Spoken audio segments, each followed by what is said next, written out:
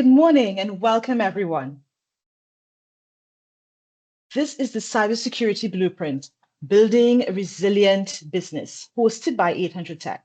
This morning, I am your host, Nadia Bayer-Thomas, and I'm excited today to celebrate Cybersecurity Awareness Month with you and also to bring all of this good information to share with you this morning. Cybersecurity breaches are becoming alarmingly frequent, especially in the Caribbean region, where businesses and public institutions have increasingly become targets of sophisticated cyber attacks. This session will equip you with critical strategies to protect your business from these emerging threats and ensure long-term resilience in today's digital landscape. We've prepared an agenda filled with invaluable insights from industry leaders who will share practical solutions that you can apply to safeguard your organization. You'll walk away with knowledge to stay ahead of this fast evolving space. Before we begin, let's do a few housekeeping rules. On the top left-hand corner is the virtual background. You'll see the QR code. Scanning this code entitles you to a special discount when you engage with us over the next 3 months preceding this webinar. Please don't hesitate to ask questions by dropping them in the chat. Our presenters will address them during the Q&A session towards the end of the segment. Now, it's my pleasure to introduce our featured speaker, Amber Simcoe, who serves as the Senior Advisor for Threat Hunt at the Cybersecurity and Infrastructure Security Agency, CISA. Amber brings over a decade of experience in federal government cybersecurity roles, with expertise spanning cybersecurity policy, risk management, and insider threat detection. She holds an MA in the National Security and Strategic Studies for Naval War College and is dedicated to strengthening the security and resilience of the nation's cyberspace and critical infrastructure. Today, Amber will be speaking on cross-sector cybersecurity, implement a roadmap to bridge the gap, where she will guide us through how to develop a cohesive cybersecurity strategy that spans multiple sectors to enhance the protection and resilience.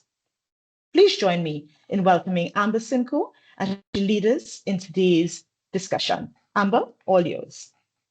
Great. Thank you so much, Nadia. And thank you for helping facilitate this and bring us all together today.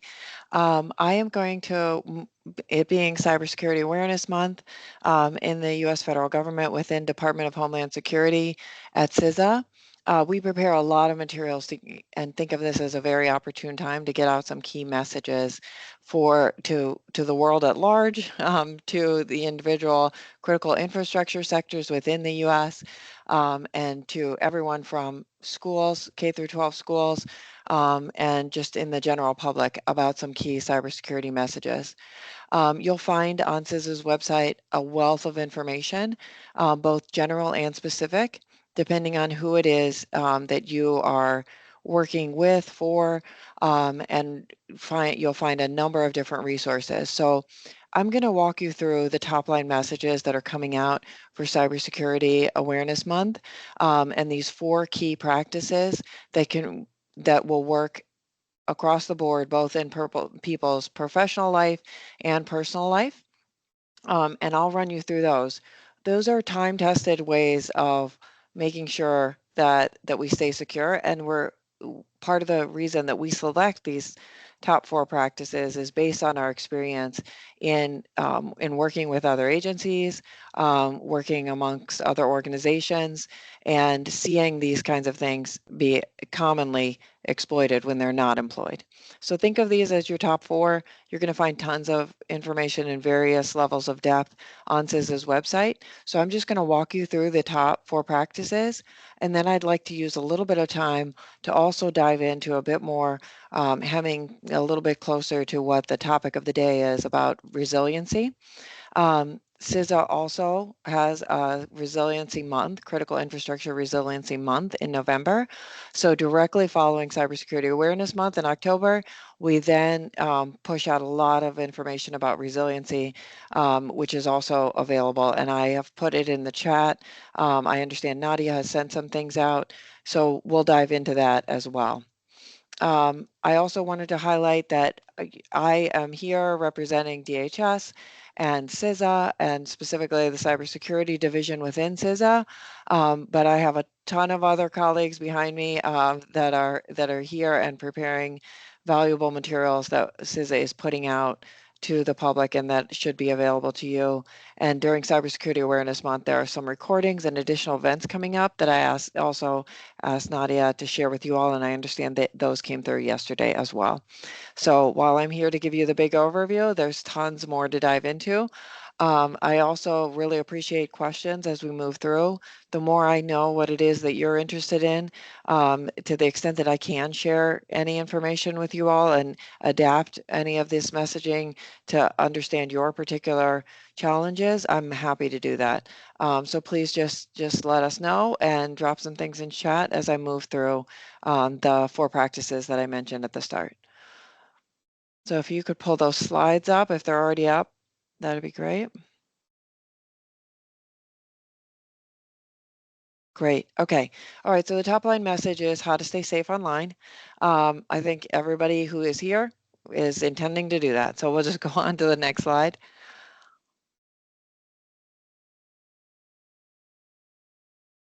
And I walked through a lot of the materials that are out there for Cybersecurity Awareness Month. So I'm going to take it for granted that everybody on this call today knows what cybersecurity is and why it's important. The bottom line is wherever there's technology, there needs to be cybersecurity, and it takes a careful, intentional thought to ensure that the devices and software that we use are actually protected. And CISA has a strong initiative out there called Secure by Design, intending to work with those providers that develop software and that that actually sell hardware and technology, that they are actually designing these with security in mind. So if you want to know more about CISA's Secure by Design initiative, we are taking, there's a lot of businesses within the US that have pledged to undertake Secure by Design, and you'll see a lot of that information out there as well. In the meantime, we have to assume that a lot of the technology we're using has the ability to be exploited. So we need to be able to think through both in our personal lives and in our professional lives, and any organizations we work with or within, that there is protections in place. We can go to the next slide. Okay, why it's important. I think as I said, I'm going to take for granted that everybody who's here knows how important this is. I can tell you that within the US government, the reason why this is important is because a lot of the work that we do affects plenty of other people. And we are public servants, and creating programs that are directly interacting with the public and protecting those services, protecting those systems, protecting that data is our job. Okay, so the top 4 messages for this year's Cybersecurity Awareness Month is using strong passwords and a password manager, turn on multi-factor authentication, recognize and report phishing attacks, and updating your software. I would consider these all very foundational practices. And if these aren't already in place or part of your security awareness or security program at whatever organization you are working with or within, this is a very good place to start. If you are just an individual, if you are not actually involved in a security team and providing security services, then these are things that you, even as an individual consumer, can do. So that's another advantage of these being in the top 4. So using strong passwords. So if you are interacting with a system that is still username and password based, and it is not multi-factor, the best thing you can do is use a strong password. These are examples of what makes a strong password. And I think a lot of us have encountered this and know this.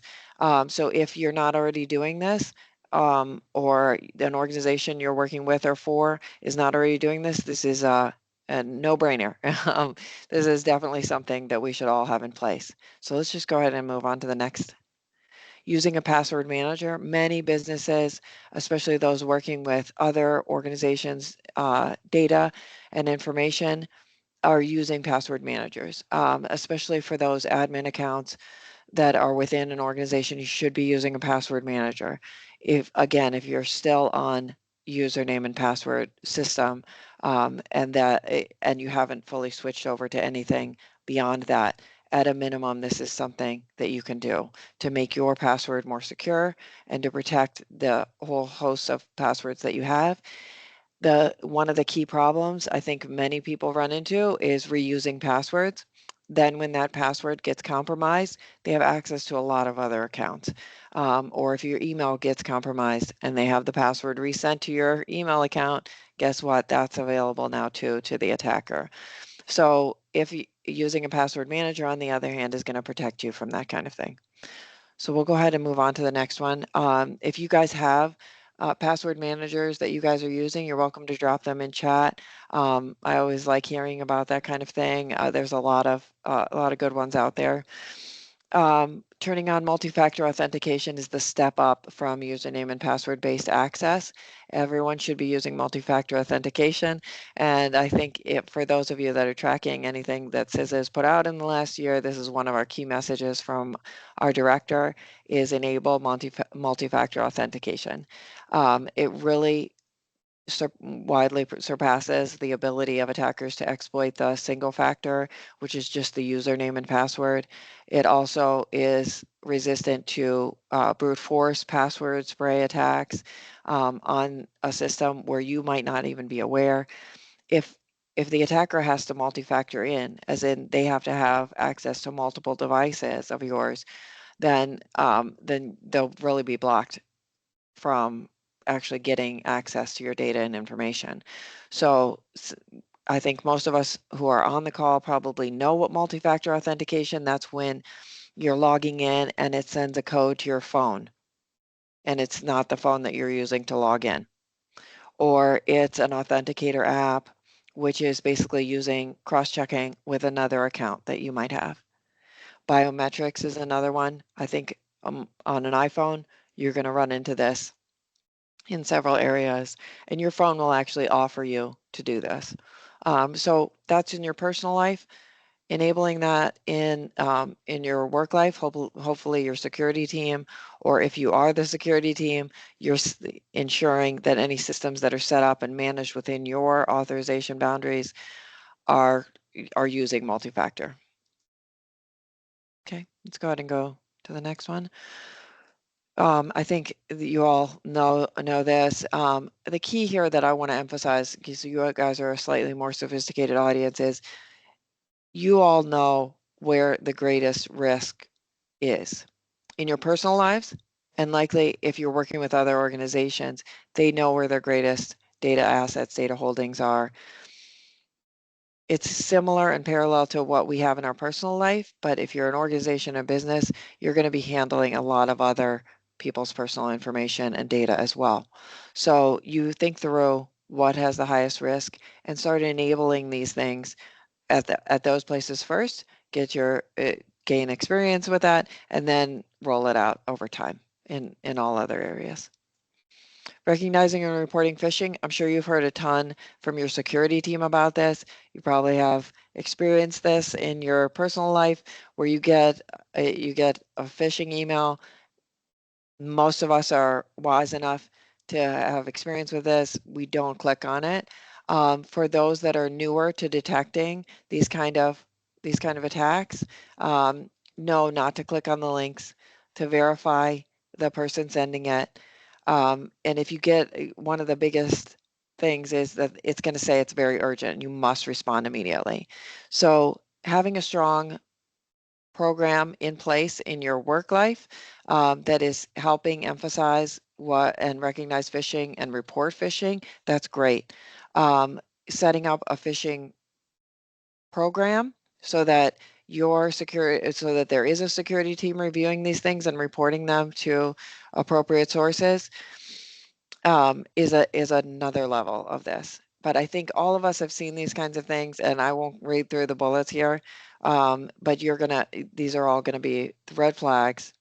I think of phishing very much as you're inviting in the attacker when you click on those links. So you want to train other people as well that if they are clicking on those links, they are basically inviting in the attacker and everything that comes from that. So if it happens, if somebody does fall for it, they should report that immediately so that it can be contained. So right now, one of the key messages here is just recognizing it and reporting it so that it can be managed by security teams. For those of you that are on security teams or helping design security programs, recognizing and reporting phishing, having a program to manage that is one of those linchpin activities. Okay, we can go to the next slide. Just some basic practices, report it. In the case that you can have an email filter set up. And one thing that I would do if I ever saw something coming from a family member who I suspect might not be the one sending this, I'm going to contact that person in another way and just confirm. So I think a lot of us have heard about these kinds of attacks in the news. So always have another way to reach someone, especially, don't use the same source in which you are receiving the phishing attempt from. Okay, next slide. Updating your software, another no-brainer. There's no reason not to update your software as soon as the patches become available on your devices, whether that's your work laptop or in your personal life on your phone. What are the value of the updates? I just want to emphasize is patches are created because there are known vulnerabilities. So if the hard work, analytical work has already gone in to identifying the vulnerability, seeing that it's been exploited, and then getting a patch out there, that's the minimum you want to do.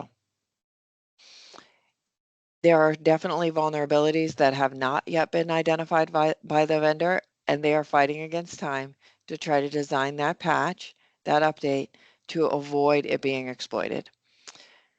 CISA puts out something called the Known Exploited Vulnerabilities Catalog, where we have, I think many of you will be familiar with the catalog of vulnerabilities that is out there. NIST puts it out. It's widely available, widely referenced. That should be something that CVEs are something you can definitely look into. The KEV, the known exploited vulnerabilities, are instances where we, as the US federal government, know or have seen a specific CVE exploited.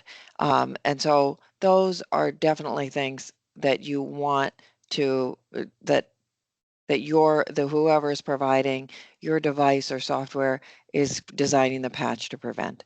So this is just do what you can, install those updated software. And for those of you that are on security teams that are managing vulnerabilities or designing vulnerability management programs, this is the goal you're trying to get to, is ensure that all software on all devices for that organization is updated, and that you're trying to reduce the attack surface, reduce the number of vulnerabilities that are out there. Okay. All right, and as I said, I referenced a few things as we moved through those 4 key messages, and I think I did my best to kind of talk through how that can make you in your personal life more resilient, how you can make any organizations you're working with or for more prevent these attacks and therefore be in a better place when they do come. I would like to take just a couple of minutes to go through some of the cybersecurity resiliency resources that are out there. Let me just make sure that we can pull up those links. Nadia, do you or Drew, can you pull up the resilience services link that I provided earlier?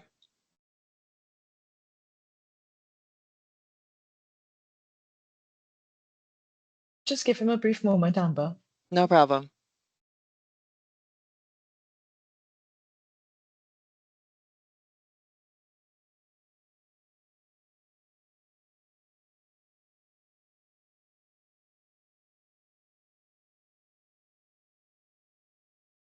Okay, great. So the key to resilience from what I've seen working with organizations within the federal government and then CISA's posture with regard to working with critical infrastructure with the concept of resilience is planning. That's their first step, is planning.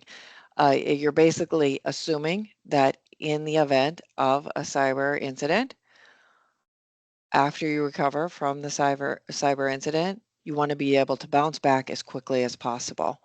Preferably maybe even before you've even fully bounced back from that. It's part of the bouncing back. So we talk through these things on CISA's website. CISA is also in the role of being the national coordinator, which is the reference to National Security Memorandum 22, which is referenced at the top. Again, publicly available information about what CISA's role is. For the sake of this exercise, I'm just going to walk you through what sort of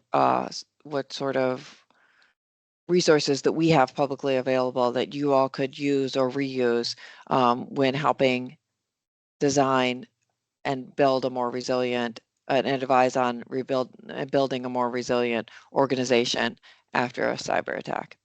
So as I said, the first thing is planning. So for every information system, NIST puts out the NIST 853 book of security controls. Many of you all will be familiar with NIST guidance on that. I think it's still on revision 5. One of those sets of controls relates to contingency planning. Thinking through and ensuring that the contingency plan stays up to date is step number 1 related to any information system or application. Assuming you have that in place, you also want to build in and build out the level of detail for the resiliency part of it, for the contingency part of it. You can even, on CISA's website, it kind of helps you think through what your risks are and what you should have in place for backups, and then also identifying assessing how resilient you are for doing self-assessment. So I put the link in there. I believe it's available to all of you. And I definitely, once you have a plan, it's much easier to enact the plan, to carry it out, test the plan, get people comfortable with it, have people ask questions, make improvements on it over time. If you're planning, it's a huge step forward in the event that you are faced with a cybersecurity incident. Big or small, it can really help you. And especially if you're in the situation where your organization is helping support a data center, resiliency planning is going to have positive ripple effects for any organization or business that is dependent on the service you're providing. So your resiliency can have a very positive outward effect and really help support anything where you are the service provider as well. So, so thank you so much, Drew, for pulling that up so that people can see exactly what's up there. A lot of it is relatively fresh and available for all infrastructure, critical infrastructure sectors. And if I may, we have a question. Okay. How do you suggest a business begin the process of contingency planning? Okay, great. Starting contingency planning, I would say go to the source. Go to NIST 853. I'm just going to put it in the chat.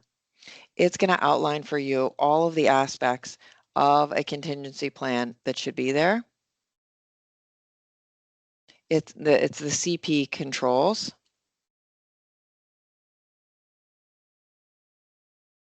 And you're going to see everything from establishing an alternate processing site to testing your contingency plan. And all of it should be designed based on what the actual information system or application is that you're managing and helping. And when you go to test it, you're going to also be pulling in stakeholders that may also be involved with enacting a part of the plan and actually carrying it out. So it's going to take you from start to finish if you actually bring those controls to life, is the way I would put it, by looking there. Otherwise, it will just, a contingency plan, like any other kind of plan, could end up just sitting on a shelf. Familiarity with the contingency planning controls is the first step. Actually carrying it through, creating the plan, and involving stakeholders and testing it is what really will make it effective.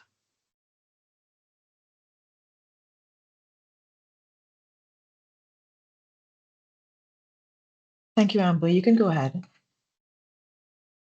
Well, that's the end of my prepared remarks, so I'm happy to take any additional questions that come in.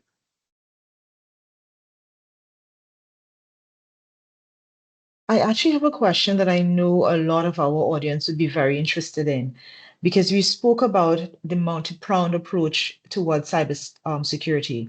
But as we all know, a lot of companies right now are struggling with budgetary constraints. How would you prioritize? What's the process behind that? Because I know we need to get a lot of things done.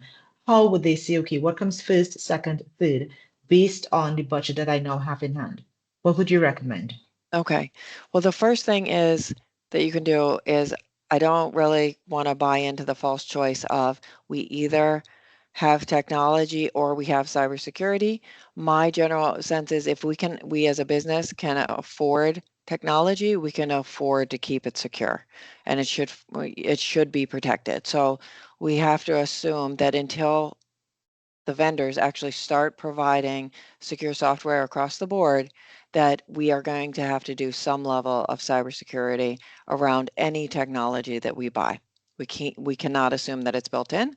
So we have to start with the actual technology that we have already purchased and ensuring that that is what is protected. And certainly before we purchase anything, you want to evaluate it. And one of those criteria should certainly be cybersecurity. So I would say build it into your technology acquisition process. But as a de facto stance, all businesses are operating with some type of technology. You're going to have to secure the technology that you have in place. So then how do you prioritize within that?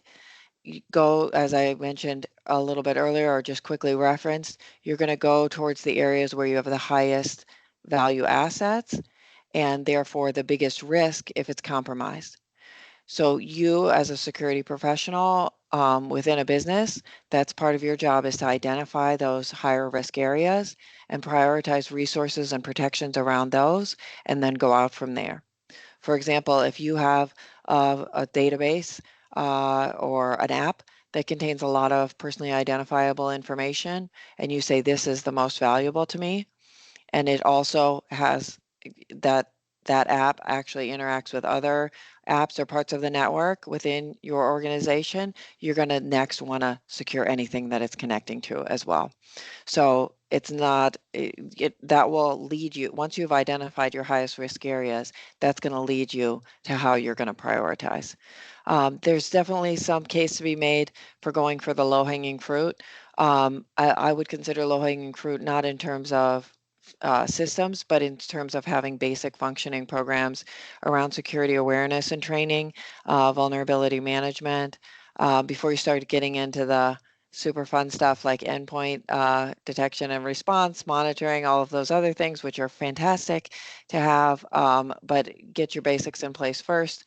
Get the team out there, exposed to the people who are running the business, and let them push those messages after they're stood up. Thank you, Amber. I want to circle back to the contingency question, though, because we have a follow-up. As a small business, do I need a contingency plan? Yeah, that's a great question, and I'm going to say yes, because it's not really about the size of your organization, but about what it is that you're managing. So but the term need, I just want to be clear, because I am speaking on behalf of the U.S. federal government. I am most familiar with federal information system requirements within the U.S. federal government. That is my area that I've worked the most in security around those systems. So after that, then it's critical infrastructure, and then after that, it would be small businesses. So whether it's required of you, that I think would depend on the nature of your business. So even a small business that consults with, say, the NSA, let's just say, they're going to have, they're certainly going to have they're going to have a lot of requirements on them that are outside of what a typical small business that's, say, I don't know, running a dry cleaning business or something. So you have to think through the nature of your business, mission needs, who you're interacting with, before I can really answer the question of need versus whether it's a good goal or not. So. I think it was a perfect response, actually. And I do agree with you. It's really contingent on the type of business you have. Because if your business is heavily tech driven, even though it's a small business, obviously you will need a lot more security. But as you rightly said, if it's a dry cleaning business, not so much. Agreed? Yeah, that's pretty good, unless you're saving people's credit card information, of course, so that's Of something you course. should think through. Yep. Excellent. Thank you. Thank you so very much, Amber. Thank you for this insightful presentation. The strategies that you shared are invaluable, especially as we all aim to stay ahead of this evolving cyber threat. So now, guys, let's move ahead to our panel discussion on a critical topic, IT governance, ensuring compliance and security. In today's digital world, businesses face complex challenges in ensuring that their IT systems not only meet cybersecurity requirements, but also comply with industry regulations.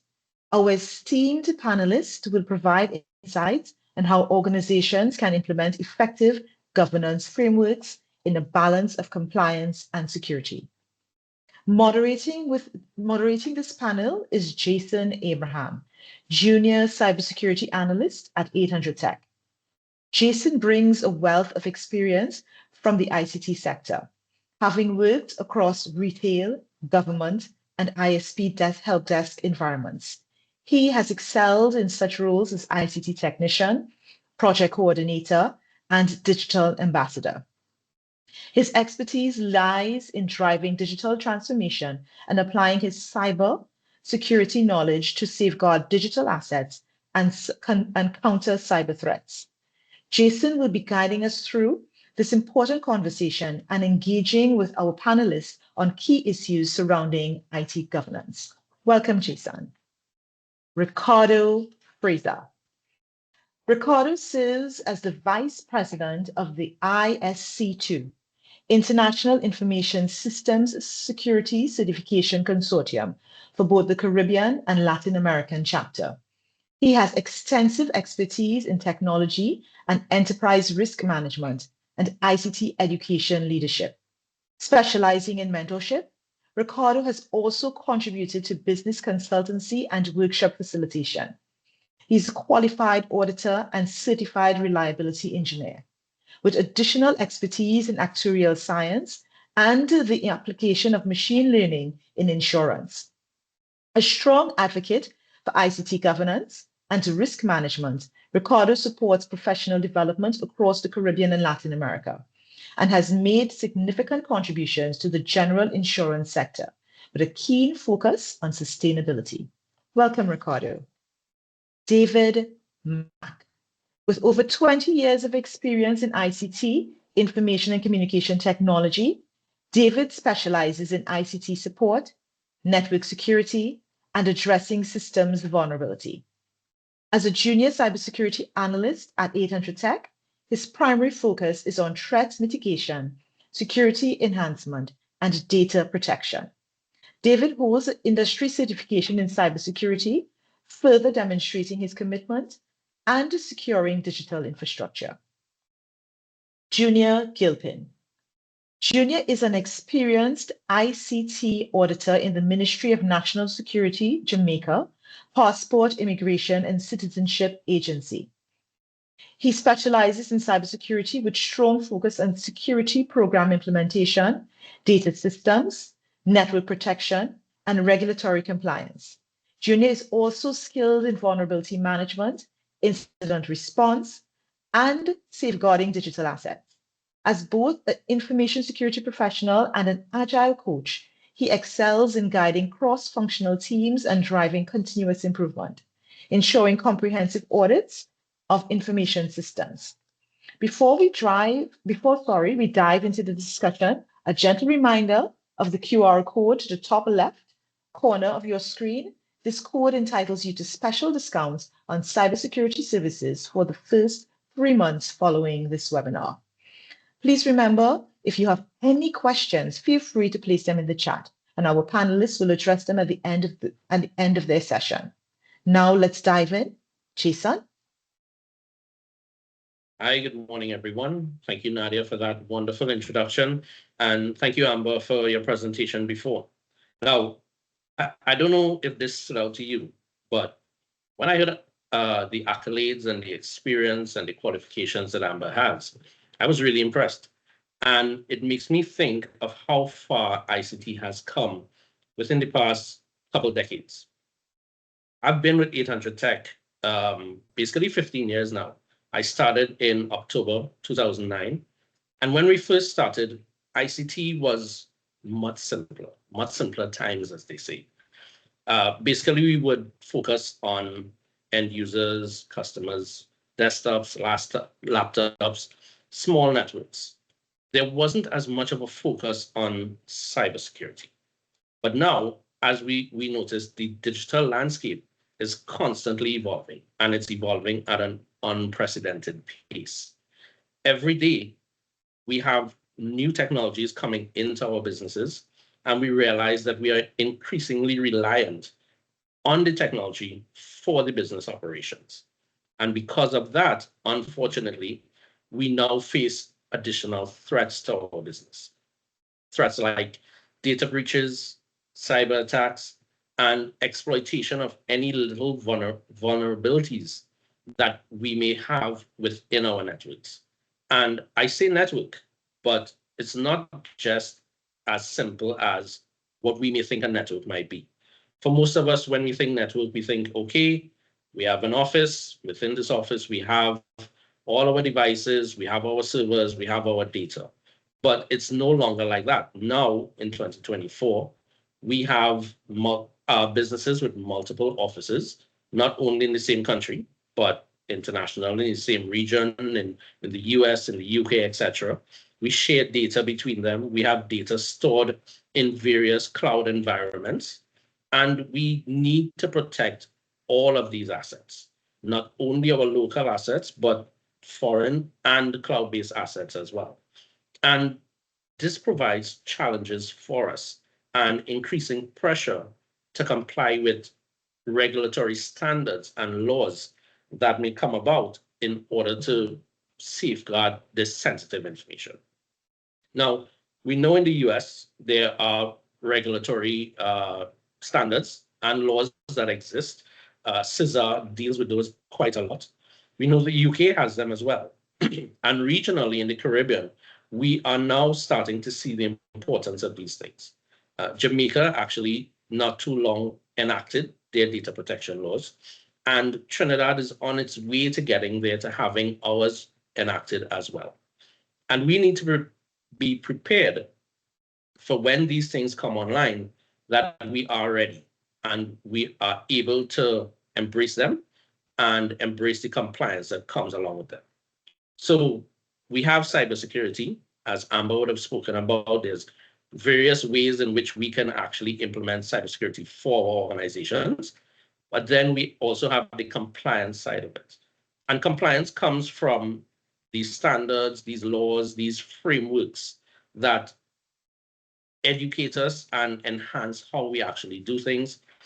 And these really provide a core so that they're easy to follow, not only by cybersecurity professionals, but by anyone, that you can actually see where your businesses are lacking and you can improve on it. So whether it's just simple data protection or protecting our other critical assets, we need to be able to follow these regulations, follow these frameworks.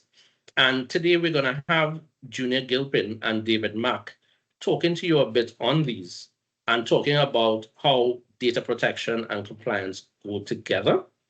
And after that, we're going to have Ricardo coming in to give us a little bit more technical detail as well. So I'm going to turn you over now to Junior and David, and they're going to fill us in a bit on data protection, not only your company's data, but also your employee data, customer data, etc. So Junior, David, all yours. Good morning, everyone. You guys hearing me clearly, right? Loud and All clear. right, so, all right, cool. So, data protection. What is data protection? That's just a way of basically safeguarding users' data or customer data or personal data, whichever way you want to see it.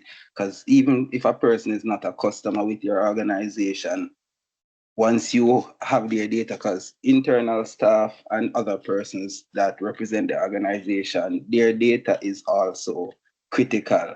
So when we look at data protection for an organization, we basically look at things that the organization need to do to safeguard the data, but also things that they need to do to adhere to the regulations. For example, our Data Protection Act in Jamaica is governed by 8 standards. Some of the standards tell you about the accuracy of data, the rights to the data subject, limitation on where you can store the data, where you can transfer the data. For example, we're in Trinidad and our customers are from Jamaica, and we're going to store their data in, let's say, UAE, for example. But then we can't guarantee the same security, or UAE cannot guarantee the same security that we in Jamaica would have guaranteed for personal data, because we wouldn't have any access over the data once it is transferred. So one of the factors or one of the standards is that once the data is being transferred out of the country, the organization must ensure that the adequate and appropriate security measures are being applied to that data also. So these are some of the things that I think I want persons to get familiar with, because data protection is not really an IT problem. Data protection is a business problem, because at the end of the day, the business as the data controller is the one that will be held accountable if there is a breach or if there is any act that infringes upon the rights of the data subject, because the IT team will not be held accountable if appropriate technical measures are not in place. It is the business owner or the board that will be held accountable. So these are some of the things we want persons to basically take away from all of this. You understand? The same goes for Trinidad and Tobago, because I've been looking at some of the outline of the laws that they're basically bringing forward, which I think David would be better to give you guys an update on that topic. So these are some of the things we'll basically explain a bit more going forward. David. Yes, hi everyone. Right. Yes, Trinidad and Tobago does have some data protection laws. It was enacted in 2011. Right? It starts with the definition of personal data. So it says personal information is defined as information about an identifiable individual that is recorded in any form, including the name of the individual, where it appears with other personal information, the address, identifying number, and so on and so on. So fingerprints, DNA, blood type, etc. Ties back into what Junior was saying earlier about data in general. Right? All right, so we could circle, as we said, on core or personal data, which is what we kind of want to protect majorly and primarily. Right? Sensitive personal information or personal data as racial or ethnic origins, political affiliations, trade union membership, etc., religious beliefs and other beliefs of a similar nature, physical or mental health condition, sexual orientation or sexual life, and criminal or financial record. Criminal or financial record. Right? The body that I would say manages the DPA 2011 is the National Data Protection Authority, right? Governed by the Office of the Information Commissioner, which is responsible for oversight, interpretation, and enforcement of the DPA, Data Protection Act, DPA. Right, it has a broad authority, including authorized collection of personal information about an individual from third parties and to publish guidelines regarding compliance with the Act. Right? There is no registration to that Data Protection Authority. There's no data protection officer, but there are some broad and standard guidelines, I want to say, in terms of as it relates to public bodies and private sector bodies. Right? As for the public bodies, given that we're more in a business, so I will go more, I'll embellish more on the private bodies, right? So part 4 of the DPA after 2011 provides that the collection of processing, this is dealing with private bodies, okay? That the collection of processing of personal information by private organizations must be in accordance with certain codes of conduct. And that ties into what Junior said earlier about Jamaicans having data. You're doing business with a Jamaican or Belgian or Chinese part of your organization, and you host their data or you process their data or you transfer their data. Yeah. These are the guidelines that would go in accordance with that. Right? So sensitive information, same thing. So it is necessary for the healthcare of the individual. The individual has made a public information. So 1 second. This one. I would rather give you all the exact law as it, rather than surmising. Okay, right. Yeah. So there we 1 second, folks. Let's gather the stuff here.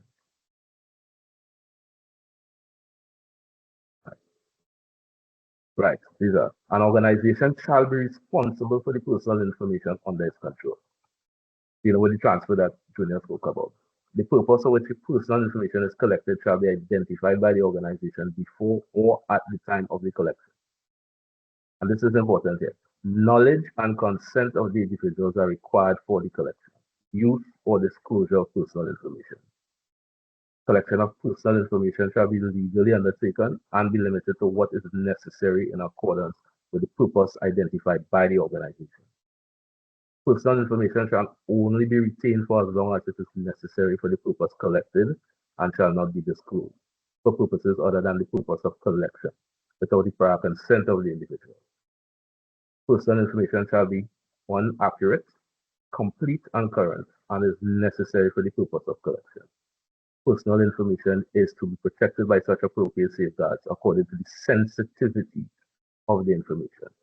Sensitive personal information is protected from processing except where specifically permitted by written law. Organizations are to make available documents regarding their policies and practices related to the management of personal information to individuals, except where otherwise provided by written law.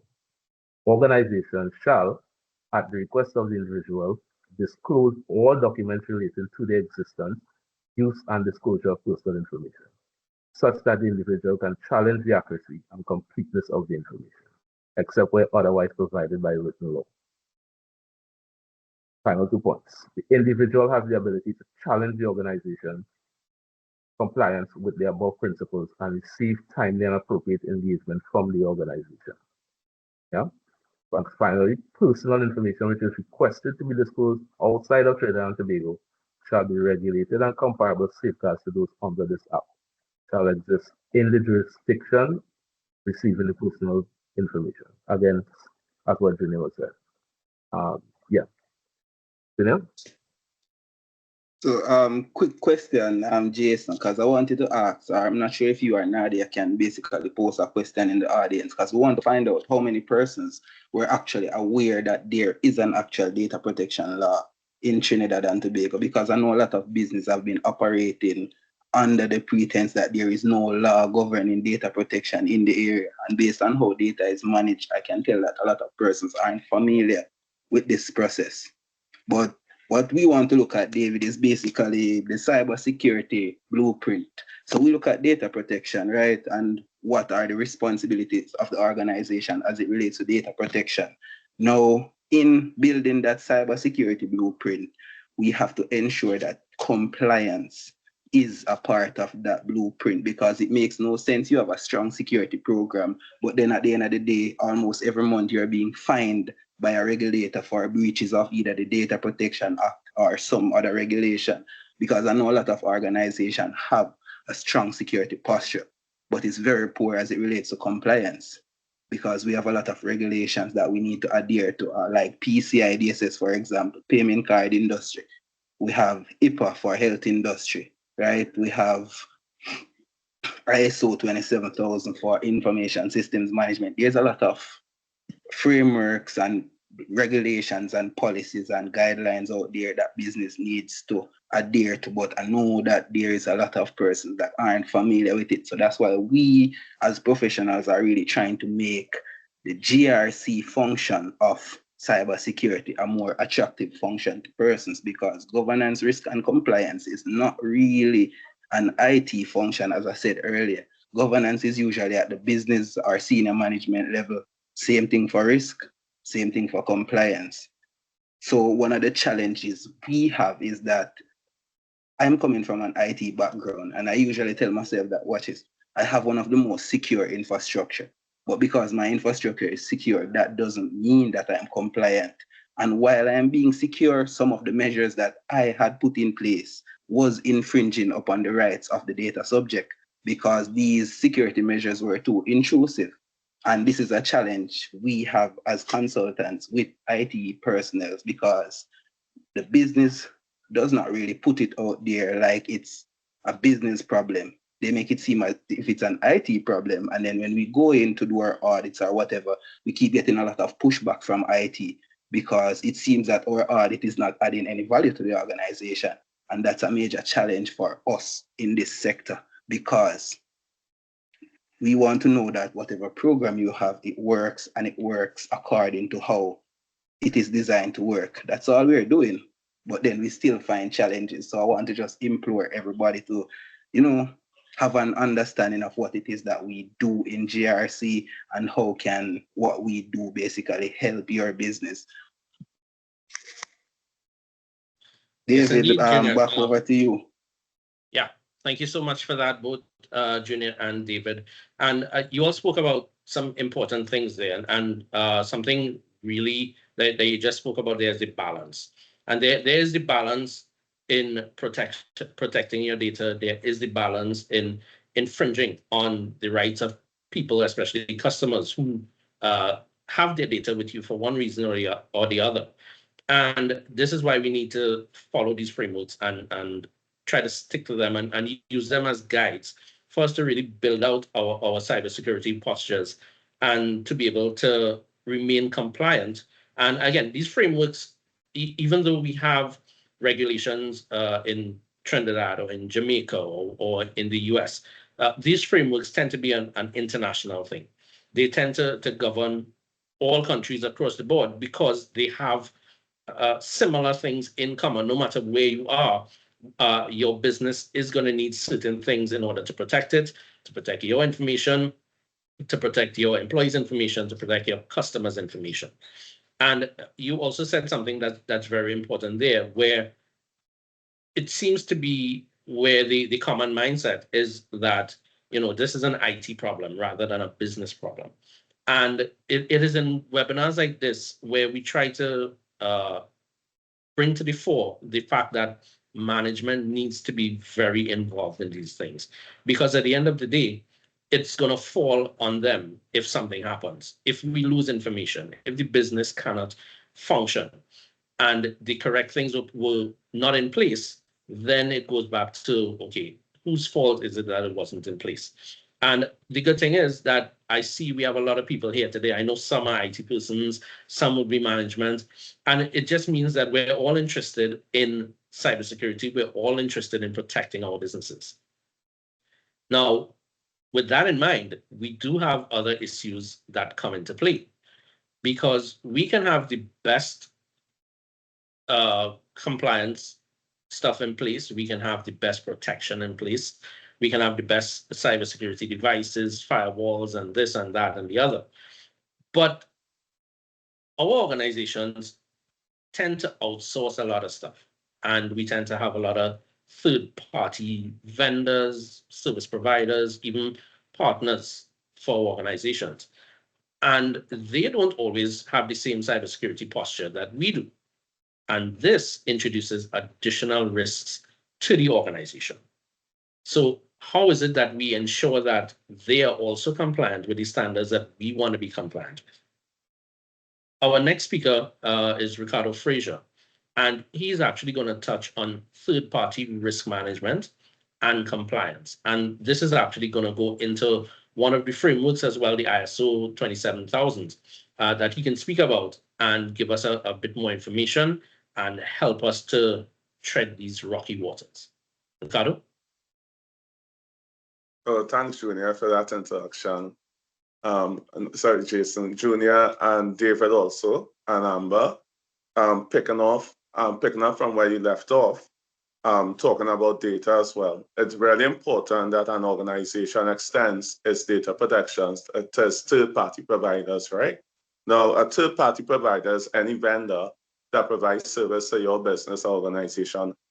And the question generally is this: why is it important that individuals and companies protect its data by having strong cybersecurity programs, including GRC that Junior was speaking about? And it's important for several reasons, right? We already touched on the regulatory reasons, because we know that the EU, under the GDPR and some of the different acts in the Caribbean, will demand that a person must consent to the way that their private data is used within the organization and by the business entity. But the question is, why do these regulations exist? Why is it really important?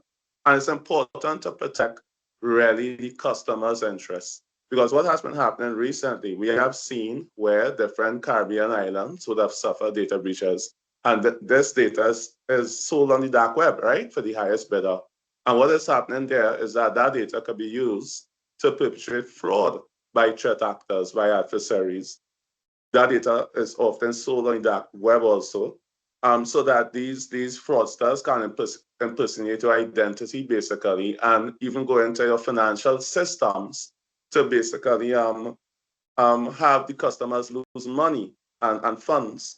And this is a big problem. We have seen breaches where your personal data, for example, ID card, passport, and all these different things have been leaked on the dark web. And it sullies the reputation of the company that had the custody of that data. And really and truly, if you collect customer data from members of the public as a business, it is your responsibility to protect the customer's data and information, right? That is extremely important. And that reputational damage could affect your company in the long run. How does third-party risk tie into this? If you are using a third-party vendor, it is still the responsibility of you, the organization that would have collected customer data, to be accountable for the protection of the customer's data and the customer's information.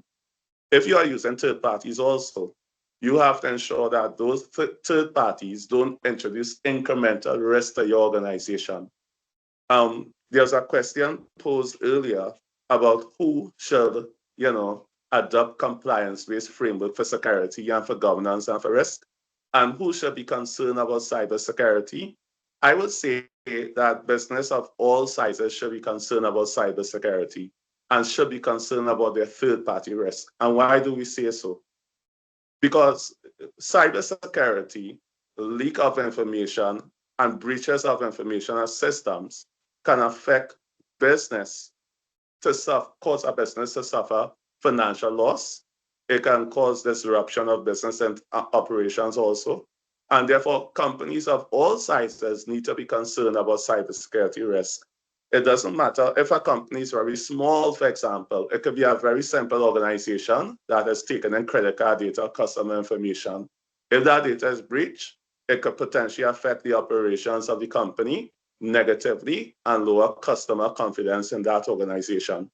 So it is very important that all companies of all sizes really take cybersecurity risk to heart. And that is why we have this session today and the cybersecurity month of October. In terms of third-party risk, just to zone in on that, if a business is performing a service for you, you must make sure that that company is secure, especially if the company is processing or handling information that you are responsible for, because accountability can never be transferred to that third party, right? So we have to make sure that all the vendors, including the tools, the technologies, the software, are all secure. Now, this doesn't only refer to IT companies providing IT services. All companies that provide a service and organization must ensure that they are secure, right? So basically, if I am evaluating whether I have a vendor who's providing services to me is suitable to provide that service, then I will have to ensure that company is also secure from a cybersecurity perspective. But not only cybersecurity, you have to look at things like, okay, what are the financial risks to my organization if I bring in this company? What are the reputational risks to my organization if I work with this company? So there are many other risks besides cybersecurity risks that are also third-party risks.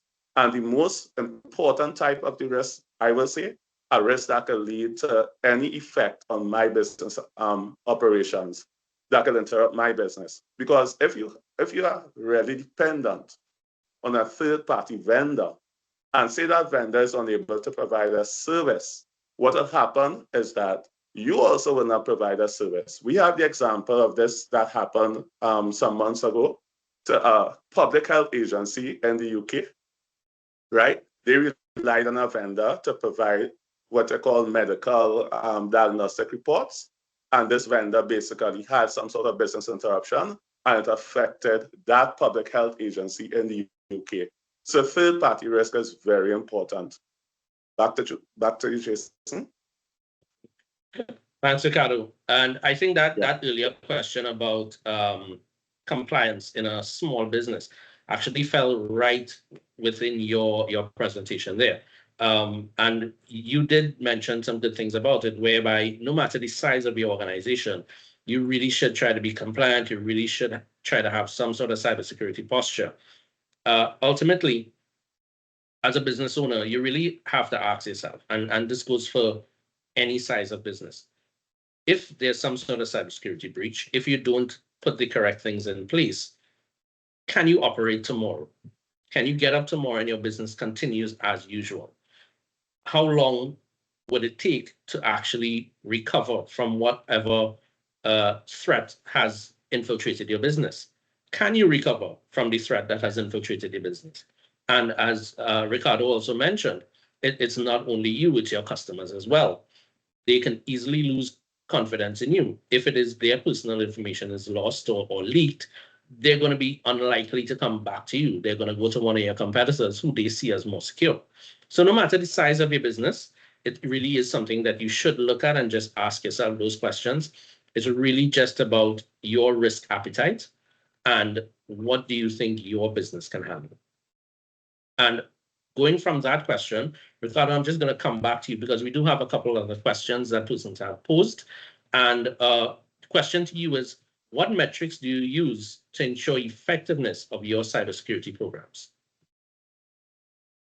Okay, good question. One was referred to earlier. I would say you want to make sure you have a cybersecurity program that really mitigates risk to your business. What does that mean? It means that your cybersecurity program can measure things like the number of successful attacks on your business, and were you able to mitigate those attacks, cybersecurity attacks that is. And if the attack was successful, the question is, did you mitigate the impact of that attack? Because at the end of the day, a cybersecurity risk is a type of business risk. And the goal of the cybersecurity controls and all the mechanism and fancy tools and technologies must work together along with people and processes in the organization. And they work together in harmony to really protect the business from business risk. So you want to lower really the likelihood that something is going to happen. You want to lower the impact of that on your organization. We're dealing with strategic, financial, reputational impact, and operational impact on the organization. And that is very important. Now, you can also look at actual measures. So if, for example, I would have had a certain number of issues affecting my company, and those issues are trending upwards over time in terms of, number, which is likelihood, or in terms of severity on my organization, then it will mean that I have a serious issue. And it's not only about real issues, but it's also about probable issues that may happen that we refer to as risk. And those are some of the metrics I would use to measure cybersecurity and organization. One easy metric, as was discussed earlier, because it's a low-hanging fruit to implement what you call security education and training awareness within a company, will be to even look at how people respond to phishing simulations or to phishing attacks in your organization. Are people reporting the fishes quickly enough then that you can take action? Are they demonstrating correct behaviors in your company? Do they have an understanding of cybersecurity risk in the organization? What are the incidences of, for example, data breaches? Little mistakes, because those little mistakes could be very indicative of the strength of a cybersecurity program and how mature it is for any given organization as well. So I would say those are some of the metrics. And cybersecurity is not only about one or two elements. It's an entire holistic program, as was referred to earlier. Look at the NIST 800-53 series. You will get a lot of information. The program must be holistic. If you have gaping holes in your cybersecurity program, for example, you may have a detect and response program in place, but your identity, the way you identify persons, the way you manage your passwords, the way you give access to your files, if that is weak, then your program, it is not good. So what we like to do is have different components of a cybersecurity program working together to eliminate any gaps that may exist in the program. Yeah, makes sense. And cybersecurity definitely does have to be a holistic approach. And something we often tend to bypass is something you mentioned there as well too, which is cybersecurity education. Because even though we live in a world where technology is everywhere, it's on our TVs, it's on our phones, it's on our computers, employees tend to sometimes feel intimidated in a business environment. They tend to feel it's something so different from what they're accustomed to. And they do need to have some training in terms of that, so they know what to do when something comes up and they're prepared for it. We don't have much more time for this particular segment, but we do have one more question, and I'm going to pose to David for a short but sweet answer.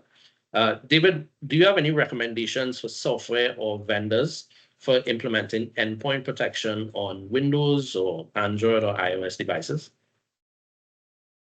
Hey, nice question, Jason. There are many out there. I would like to piggyback off of what Ricardo stated about implementing these measures. Exactly all the lists that he says and the metrics, they should match that, and the importance of them as well. But like I said, we at 800 Tech, we partner with some companies that specialize in these things. The information would be on the website. You can go to them. But I would just like to take a little bit of what Ricardo said and what the metrics he stated. They should meet those metrics or those standards or those checklists, as they would. That is most important. And cater it to your business model, your business processes. Don't just rush out there and say, well, okay, ooh, this I've seen this plenty online. I should go with this. No. Look at it, let your IT department or your security team, or if you have to outsource a security team, and we also do that as well, by the way, let them have a look at it and see if it matches your business or what you expect or the data that you need to protect or what you deem sensitive data, which is also another thing too. You need to identify what is high priority data, and that would guide you in selection of the best PDRs and monitoring software and so on. Sure. And something that we also need to take into consideration as well too is budget. Of course, some out there are much more expensive than others, but you can get good devices, good endpoint protection for devices based on your needs and the size of your company and stuff. So thanks very much, David, for that information. As David said, feel free to go to 800 Tech's website.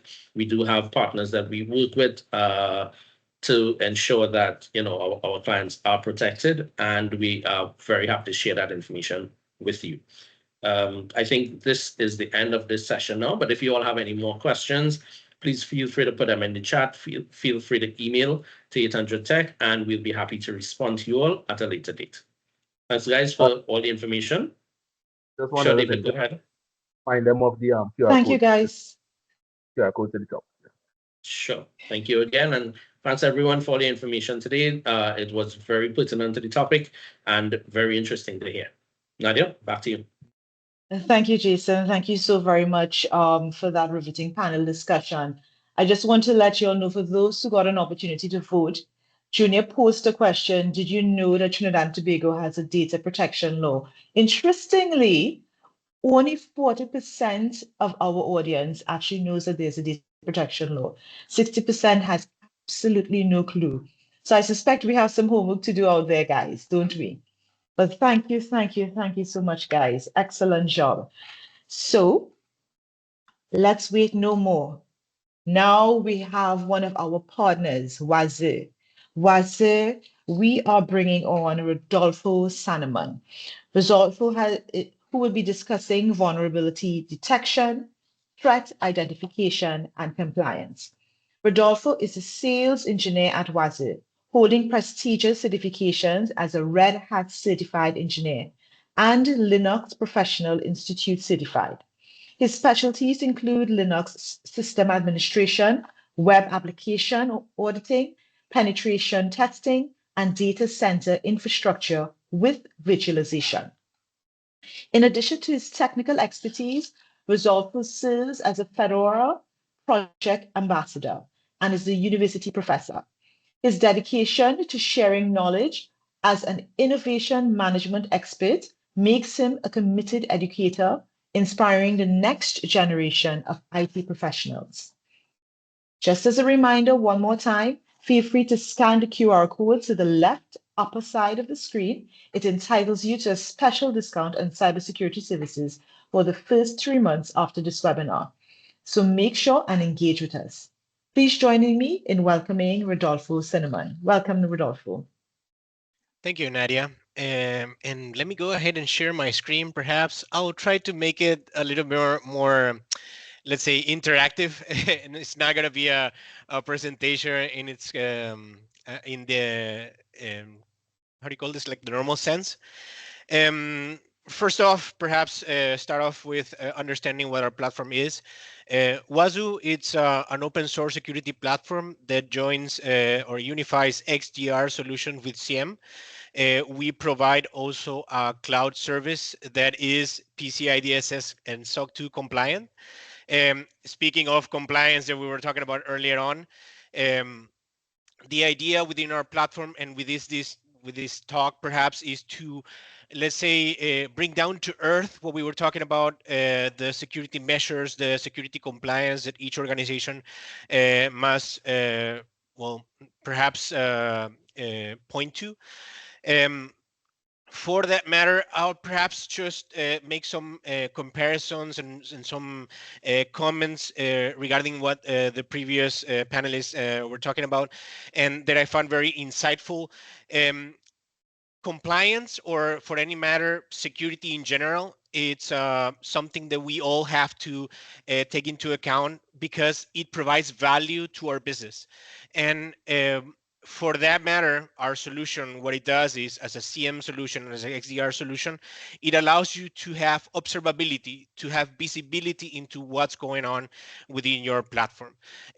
We have a very flexible solution that can adapt to any businesses, small, medium, or large. So you can as we do, start small and then grow as your business grow as well. So there's a lot of flexibility in our solution, in our particular solution. And also, for that matter, we work with partners like Head 800 Tech to help us, or help you actually, use our technology, use our solution in the best way we can, to allow you to achieve that information security, or at least the information visibility that you need regarding your security. I'm going to focus on just some certain specific topics within our platform. And like I said, it's not going to be a PowerPoint. I hope to show you and get our hands dirty in terms of what we can do.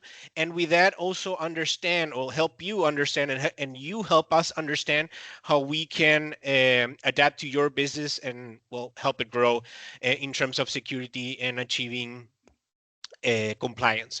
So first off, we have obviously an overview of what's going on within the environment, at least for the last 24 hours. You have also the active or disconnected agent. If, for example, our platform actually works as a host-based intrusion detection system, so you have information from the operative system using an installable software. This installable software also allows you to understand the current configurations on the operative system. So here, perhaps a little bit, as I said, going down to earth on this, am I compliant with the security policies that I've established for my business? Well, we can certainly try to find that out. So I'm going to select a server perhaps here, and let's find out if I am compliant or not with the actual security, the security measures that I have established for my business. And we can do that with this, with security configuration assessment module. We have a module that is based on pre-existing rules. We provide some rules out of the box for all major operative systems based on the CIS benchmark best practices. But you can also create your own rules when you install the agent, the software of us in your in your servers or desktops or cloud instances.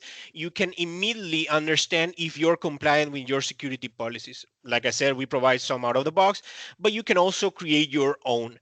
I want to create a rule that validates that a parameter is set on a database configuration file. If that parameter is correctly set, obviously I'll be passing that rule. But if I'm not, I'll be failing. This, for example, validates that the temp directory is on a separate partition. This will be a great rule to have on a bare metal server, but it's rarely the case for a cloud instance. Maybe I can disable this if it's not relevant. But like I said, I can also create my own rules. And also, in terms of that, as these rules are applied and, well, obviously being validated within your organization, it gives you insight into how to, well, maintain that that level of security that you were expecting. Am I really compliant? Am I fulfilling all of these security parameters that I've set for my organization? Am I providing the value that I promised to my end customers?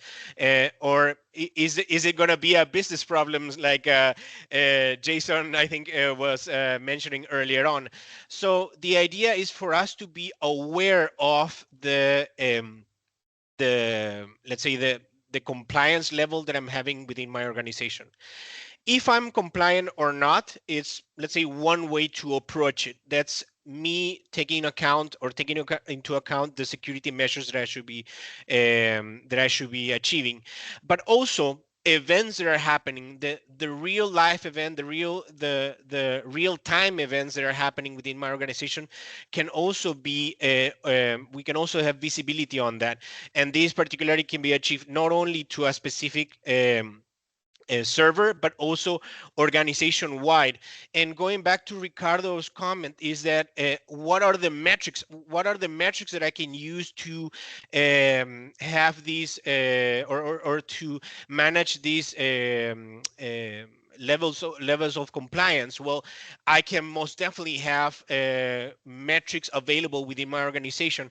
I can, for example, monitor the authentication successes that are happening or the failures, comparing the things that Ricardo was talking. Am I actually able to see how many attacks are happening within my organization? They were able to mitigate them, the ones that were failed authentications, or if there was a success authentication, is that relevant within my organization? These level or these alerts can also be filtered to pinpoint a specific type of alerts or specific type of events that are relevant to my organization. And I can also explore the details of these events to understand how they happen, on or how they were, let's say, or they were pretending to access in this case because it was a failed login for a machine. So this is, for example, an actual log. I'm going to go a little bit technical here, but I promise it's going to be fast. This was the actual log that was picked up by one of our servers. We are able to extract information from these logs into searchable fields. These searchable fields are later used to reprocess information, for example, to extract geolocation. We also have, in this case, was a failed login. We also have other additional information with this event. And within these events, we also map different regulatory compliance requirements that are relevant against these type of events that were happening within my organization. Regulatory compliance, and also, for example, the MITRE attack tactic, techniques, and IDs that are related to this particular event, in this case, a failed login. Now, from this event information, we can later reprocess this information and use it to our advantage to even perform automatic tasks within our platform. But we can I'm going to show you a couple of examples that later on. Within this event information that we're getting, we can, however, not only identify the information, or obviously the details that is happening, but we can also use that information and customize it according to my organization. We were talking about a failed login. A failed login is not such a big thing, let's say, in terms of a server, because it is an attack that was being blocked. But a success login happening on a production database server, for example, can have a very it can have a very big impact on my organization. So understanding perhaps each of these events and customizing them according to your security policies makes a lot more sense in terms of our platform. And we provide that flexibility where we provide, obviously, out of the box solutions to process that information and to trigger alerts based on that. But we can also provide the tools for you to customize these. Now, from the operative system information, I'm going to zoom in a little bit into the information that we get from a specific server. We have dashboards, and also by these dashboards, we understand events that happen within the time range and how those are related to the MITRE attack framework or to different regulatory compliance requirements. Amber earlier on was talking about the NIST 853 regulatory compliance that, coupled with the contingency planning that you can have, you can build your own security compliance, let's say, dashboard to understand how these events are related to obviously the regulation in this case, but also to your security policies. Within this agent information, we also have let's say, more detailed information regarding hardware or network interface and settings, open ports that are running on the machine, the installed Windows updates. And I want to take a specific attention to this because based on, obviously, the level of updates or upgrades that I have installed in my operative system, or the software package and versions that I have running, are they really updated, or on what version am I running, allows you to understand a level of risk that you're running within your organization. And with this information, also, we can perform other additional processing. For example, based on the information that I get from the agent on the operative system and the software and versions they have running, we have a vulnerability detection module that allows us to understand if that software is vulnerable, and hence if your organization is vulnerable because of this software. We provide a feed for all of our users, for all our platform users, that downloads known vulnerabilities regularly and tries to match those against the software and versions that you have running within your operative system. If there is a match with this vulnerability, it will trigger an alert for you, letting you know that you have a vulnerable software or this vulnerability is relevant to your organization. Within that information that we provide, it's not only obviously the alert that something is wrong, but obviously how that vulnerability is relevant to your organization is very important. So we provide additional information, not only regarding the operative system and version that is relevant, but also resources for you to understand how this vulnerability affects your organization, and perhaps take the measures to obviously deal with this vulnerability. Like Amber mentioned, software patching is it should be a day-to-day basis for your security policies. But also, if they're not updated, is it relevant for my organization? Or knowing when they're not, or when they're even if they're updated, if they have a vulnerability that is relevant to that software, is very important to our organizations. So for that matter, we provide, like I said, or observability, us knowing what's going on. But since I mentioned earlier on, we also have capabilities to provide actions back into the operative system, automatic actions into the operative system with our XDR module. So I'm going to show you a couple of examples. I'm going to go to one of our agents that I'm connected to, this server.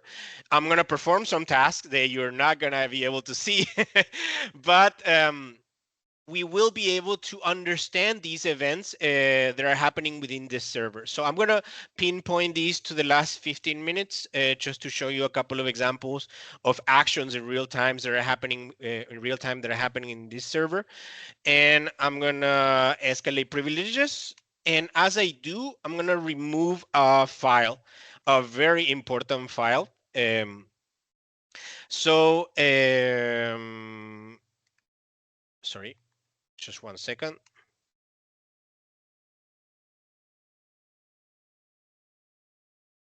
And here we go. So I'm going to refresh this. I'm sorry about that. It took me a while there. I'm going to refresh here and let's have a look at these events that are happening within my server in real time, and how you can observe these events as well. So let me go ahead. Here we go. So I perform a privilege escalation. In this case, I was connected as a WAZUH user, a user in particular within my platform. I executed a command to escalate privileges, and within that event information, we extract that as searchable fields, obviously. Why is that so important? Because based on these searchable fields, we can later use them to compare this information, to count it, to perform mathematical analysis on that. We can use this event information further on, but even the actual log is a searchable field within our platform, so you can search for keywords. So this was a privilege escalation. This is a command that I executed, but I also perform other commands within that server. And let's have a look at those commands as well. Where I obviously created some, here we go, I created some files, and I have some file information within it. I created a file in this particular moment, and within that event information, I use a binary obviously to create it. I perform that task as a user, as an administrator, but I connected to the machine with a different user. So the effective user for that particular task, which is the file creation, is also available within the event information. We don't only have information regarding the actual action, let's say, but also the actions around it or the information around it. And we have here an event information also for when the file was deleted. We also have other modules that can further analyze that event information. In this case, the virus total module, for example, takes a hash for the file and forwards it to the virus total services. This was our normal file, so it was run by 62 engines, and none of those find that this was a virus because it was an empty file that I just created at that time. But I can also download a virus, and I'm going to do it right now. And I'm going to download a virus. You're not looking at this because it's happening on a remote machine on one of your endpoints. I'm going to download a virus, and let's see what happens in terms of our platform as those events were happening.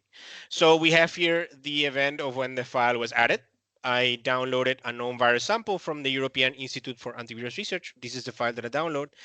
And using that hash available for that file, the virus total module, in this case, let me show you here. Oh, here we go. This is the virus total alert. Oh, sorry, that's not the one. This is the one we were looking earlier on. Sorry about that. Let me refresh this. So from that communication for the virus total services, we can see here in this case that the file was actually pinpointed as a malicious file. Out of the 70 engines that are running on VirusTotal, 67 of those gave a positive response that this was a virus. And based on this response, we can see also here that automatic actions were taken on the operative system to delete the file. In this case, the acar.com file that was a risk to my organization. So as you can see, there's a lot of flexibility, not only not only into the events and the information that we can get from those events within our platform, but also actions that we can take back into the operative system. Rodolfo, if I may, yeah, we have a question coming in. Sure For thing. embedded systems such as firewalls and switches, can WAZUH be used as a syslog endpoint? Yes, it can. The WAZUH server can enable syslog, let's say, ingestion. And we can ingest information from network devices, IoTs, or any other type of devices that can generate that type of information. We're able to process that information. Actually, let me show you a quick diagram. Here we go. It's pretty much done this way. Although we are not able to install the WAZUH agent on network devices, we can still ingest information using an intermediary server and the WAZUH agent and forward that event information to the WAZUH platform. The WAZUH platform also, perhaps I didn't mention this earlier on, it can be a cloud service, but it can also run on premises within your environment. That is very relevant for security compliance, specifically in some countries where information or event information should stay within the country or within the organization infrastructure. So we are able to ingest event information also from network devices. We're also able to connect to even remote services. We can, in using this diagram right here, we can ingest event information from the operative system, from the underlying infrastructure via the syslog protocol, but we can also ingest information even from cloud providers. We can also monitor services that are not even running within our organization, and we're obviously not able to install the WAZUH agent on them. So let me refresh this. Oh, sorry, it's not showing because of the time span. Here we go. So we can also connect to different cloud providers and download events from them. So even if the scope of your system, of your organization, is not only within your immediate infrastructure, but is using remote services, you are still able to ingest event information from that, and you're still able to correlate events of these type of external services from your organization. We also provide an easy way to deploy the agent. We provide a wizard, but you can easily customize this wizard or the deployment settings and use your own orchestration tools to deploy these. And all of the configurations for the agents can also be done within our dashboard. That's what these, let's say, internal groups that we use within WAZUH are for. You can create a group and you can easily customize those groups configurations and push configurations to your agents. As soon as an agent joins a specific groups, all of these configurations configurations can be automatically pushed to that agent to start monitoring a specific directory, for example, using the File Integrity Monitor module. The File Integrity Monitor module also can allow you to monitor, obviously, security relevant files, which obviously will allow you to understand when important files within your servers are being changed. But you can also ingest information using the WAZUH agent from any other applications that are running within the operative system. So that sort of broadens the scope, let's say, also that of the information that you're receiving or that you're ingesting, or that you're able to visualize within the platform as well, within our solution. I think with that, I've covered some, let's say, main features. I wanted to point out to our documentation just for a couple of seconds, because we do provide some specific guides and guides that are relevant to specific regulations also, and how our tool can help you achieve regulatory compliance within these specific regulations. That's available within our documentation. I can forward you those links later on. But in terms of regulatory compliance, we are addressing some specific regulatory compliance, international regulatory compliances, but our partner, in this case, 800 Tech, can allow you to, understanding obviously your local regulation, allow you to customize our platform and obtain, obviously, or achieve your own regulatory compliance, local regulatory compliance requirements using our platform as well. And like I said, perhaps we do provide specific dashboards and overviews that are related to a specific regulatory compliance, but you can also create your own dashboard and your own way to visualize information that is relevant to your organization. Going back to what Ricardo mentioned earlier, metrics. How do I measure if I'm doing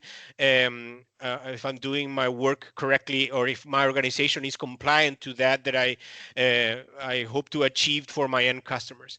So there is a lot of flexibility, like I mentioned, within our platform that can allow you to understand what's going on, observability, and even take automatic actions when things that aren't supposed to happen, or when they're happening, to perform automatic actions back into our systems as well. With that, I think I've covered some of the main features and how those are related to specific regulatory compliances, but I'll be happy to answer any question that you have. I'm not seeing at the chat right now, but Nadia, if you can help me out, I'll be happy to answer questions.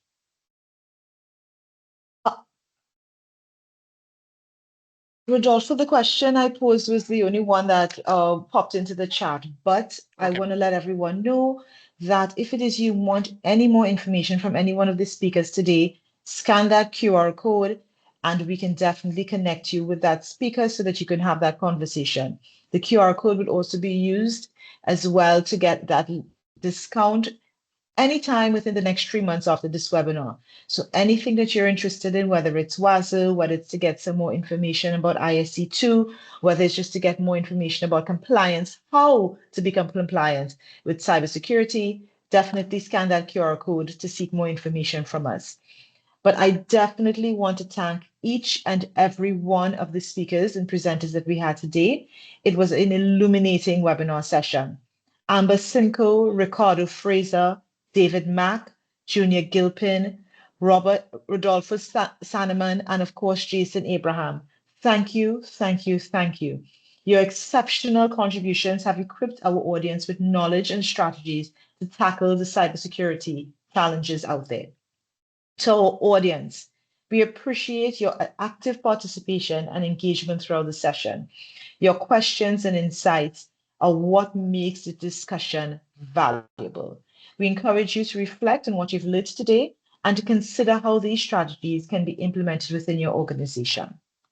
Remember, everyone, the theme for Cybersecurity Month is Secure Our World. Let's encourage individuals and organizations to take a straightforward, actionable steps to enhance online safety. I am your host for this morning, Nadia Bayer-Thomas, and it was indeed a pleasure to be with you today. Thank you and have a good day.